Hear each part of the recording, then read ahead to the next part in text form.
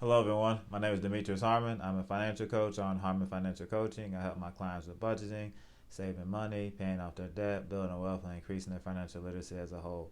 Guess what? When you get out of debt, you have more money to save. Now that you have more money to save, you also have more money to invest, which is how you truly start to build wealth. So all things work together when it comes to this money thing. All right. So without any further ado, I want to go ahead and get started. These are the four things that are killing Americans' wealth right now in no particular order. All right. Number one, cars. And when I say cars, I mean car payments. That means leases on cars, on used cars, new cars, just even if they're not leases, just regular plain old car payments, financing cars, buying something that you can't afford. Let's just call it what it is. If you're paying payments on it, you can't afford it. Even if you're making those payments on it, it doesn't mean you can actually afford it. There's a big difference. There's sometimes there are things that you have an opportunity to say, but you should not say them. And someone may ask you about a particular situation, depending on the context of it. You probably shouldn't say anything. Just because they put a microphone in your face and ask you about a particular topic or subject doesn't mean you have to speak on it. Same way with car payments. Just because you can make the payment doesn't mean you should do it. And it's financially irresponsible whether you want to own up to it or not. A lot of people are driving around cars that they cannot afford. So I did a vehicle in the excuse me, I did a video in the past talking about car payments and how they're killing Americans' wealth. And you can go back and look. It's still up. It's called "How Car Payments Keep You Broke," right? And here's the thing: the average car payment in America, I still have it written. I still have it on my notes. Let me take a quick glance. The average used car payment is $397 a month. That's the average used car payment. So if you're wondering where your wealth is going, look no further than your car payments. If you're wondering why you're not able to max out your Roth IRA, look no further than your car payments. A lot of people are investing through their employer, right? And that's great, and they're getting a 3 to 5% match. But imagine if they had an additional $400, $500, $600, sometimes even more, that they could put away into, perhaps a brokerage account, or just putting money away for their kids' college fund, things of that nature. So car payments are killing Americans' wealth right now. All right, so that's number one, car payments. And before I get into this next topic that is killing Americans' car payments, this is a good time. Give me a thumbs up. It helps YouTube's algorithm, helps my channel to grow. I really would appreciate it. And if you truly enjoy my content, subscribe to my channel, hit the notification bell so you don't miss any new content that I decide to drop. All right, so the next thing is this: credit cards. This is your second one. Second one, credit cards. Look no further than MasterCard, American Express, etc., etc. Credit cards are killing Americans right now. It's just, I mean, it's out of control. So many people are spending money that they do not have. I'm gonna say this again.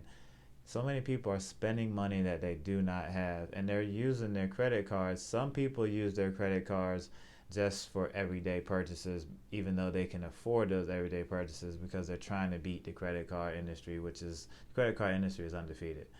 They say, I want to get my points, I want to get my airline mileage, things of that nature. That's a whole nother conversation for another day. If you have credit cards, that's fine.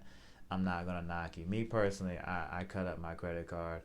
For those that don't know my story, quickly, in 2018, my wife and I, we paid out $32,000 of debt in 5 months, and we had a credit card, and we cut it up. We burnt the boats. We're not going back. If you leave debt on a table, then it will be something that you return to. If debt is an option, you'll always come back to it because it's an option. So we want to take debt off the table. So debt is it's not an option for us anymore. And that's just my family and I. Everybody is free to do their own thing. But credit cards are killing Americans right now. I want you to ask yourself this question: how much money would you be able to save if you did not have any debt? All right, how much money per month would you be able to save if you did not have any debt? And that means credit cards, car payments, mortgage, all those things. Mortgage is a little different, obviously, because it's, it's appreciating asset. But if you just want to do credit cards and student loans and car payments, things of that nature, how much money would you be able to save a month? I guarantee some of y'all, that number that you would be able to save a month might make you want to throw up, because it might be $1,200 a month that you're able to save, maybe even more for some people. Some people have $1,200 car payments. Seriously, some people have $1,200 car payment. I don't know how they could. It's extremely irresponsible. There are a lot of cars that honestly I could afford to drive. I could probably afford to drive, like, maybe, I don't know, 90% of the cars on the road through car payments, but it would be extremely irresponsible on my part. I can make those car payments and still live a comfortable lifestyle, but why would I throw $1,200 a month on $1,200 a month towards a car? I haven't even talked about insurance and maintenance and things of that nature. So you wonder where our wealth is going. So number one, and like I said, no particular order, car payments. Number two, you have credit cards. All right, so number three, eating out. All right, I'm gonna say it again, eating out. Americans are actually eating their wealth away. They say on average, the average household spends $3,000 a year. I want to be clear. This article that's out there, it talks about one person counts as a household. So that means, John Doe, who's a single male, he's 30 years old, he lives in Portland, Oregon. He's spending $3,000 a month. Excuse me, $3,000 a year just eating out, right? So again, we know it averages.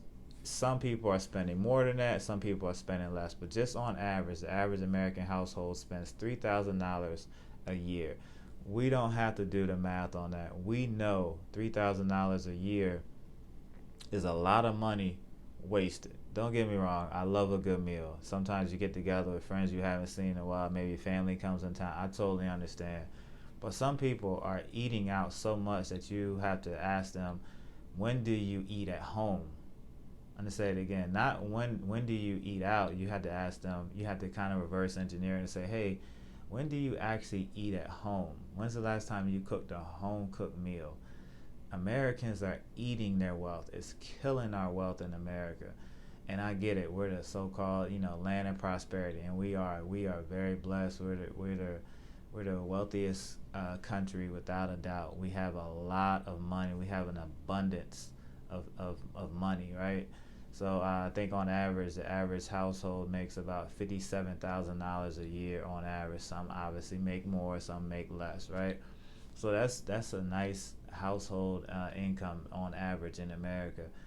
But we don't have anything to show for it. We got to get away from having the money and then basically losing the money. You got to learn how to make the money and then keep the money. So Americans are eating their wealth.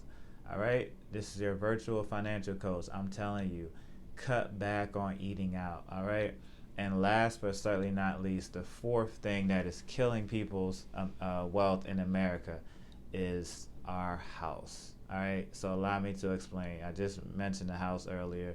Yes, it is an appreciating asset, but I'm talking about there are so many people who are living in condos that are just destroying their monthly income. It's too much.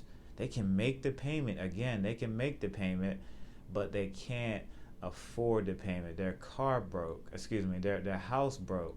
Their house poor because they're constantly sending $1,800 every month for a condo that they really love and all, and it's in a great neighborhood. And I get all that, but you can't afford it. So when it's time to go to, Cabo with the friends or go on a Vegas trip or go down to Miami or, whatever the case may be, go see some old friends in Houston, you don't have any money. So what do? You use your credit card. So now your house broke and now you're spending money that you don't have, and you think you're smart because you're spending other people's money. That's other people's money that you got to pay back at a high interest rate. Credit cards are no joke. Some credit cards have 15, 16, 17% interest rate. Can I interest you in that? No pun intended. Of course not. If I were to say, hey, you can borrow $300 at a 17% interest rate, you'd be like, no way, I'm not doing that. But that's what the credit card company does, all right? So we got this person that their house broke because their mortgage is destroying their monthly income, and on top of that, when it comes time for those other things, they're using their credit card. So now they just hit 2 out of 4 of those previously mentioned categories that I just discussed, right?